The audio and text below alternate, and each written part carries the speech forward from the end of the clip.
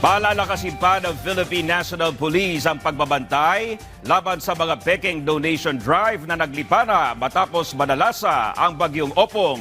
Yan at iba pa sa Express Balita ni Gab Villegas.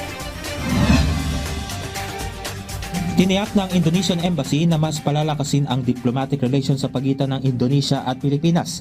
Ilan sa bibigyang prioridad ang political and security, socio-cultural, people-to-people exchange at sektor ng turismo. Alinsunod sa umiiral na Philippine-Indonesia Plan of Action 2022 to 2027 na nilagdaan ni Pangulong Ferdinand R. Marcos Jr. sa kanyang state visit sa Indonesia noong 2022.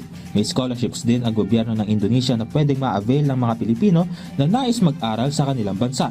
Ayon sa Indonesian Embassy, ipauubayan na nila sa pag-uusap ng gobyerno ng Pilipinas at Indonesia ang usapin sa pagpapalaya sa mga Pinoy na nakakulong doon na karamihan ay sangkot sa illegal drugs trafficking.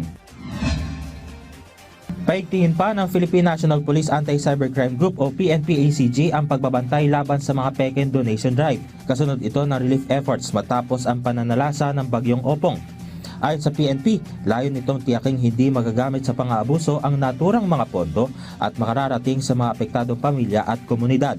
Dahil dito, inatasan ni Acting PNP Chief Police Lieutenant General Jose Melencio Nartates Jr. ang ACG na bantayan ang social media platforms, websites at e-wallet transactions para matakip ang mga posibleng scammer. Samantala, nangako din ang PNP na tutulong sa paghahanap sa 16 na individual na nananatiling nawawala matapos ang pagtama ng bagyo.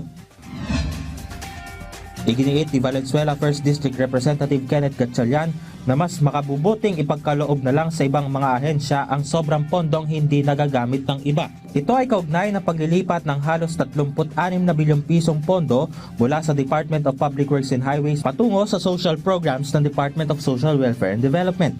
Ayon sa mambabatas, maraming mga ahensya na may pangangailangan para sa mga programa nila ang makikinabang dito. Binalata ni Senator Jinggoy Estrada ang Kamara matapos bigong maipasa ang panukalang batas na magpapalakas sa mandato ng Movie and Television Review and Classification Board o MTRCB. Sa pagdinig ng Senado para sa panukalang budget ng ahensya para sa susunod na taon, tinawag na tamad ng Senador ang Kamara matapos manatiling nakabinbin sa committee level ang panukalang batas sa kabila ng pagkakapasa ng Senate version nito sa ikatlo at huling pagbasa noong 19th Congress. Sa kabila nito, sinabi ng Senador na inihain nito ang Senate Bill No. 878 na bubuo ng Retained Income Fund na papalit sa lumiliit nitong pondo. Gab Villegas para sa Pambansang TV sa Bagong Pilipinas.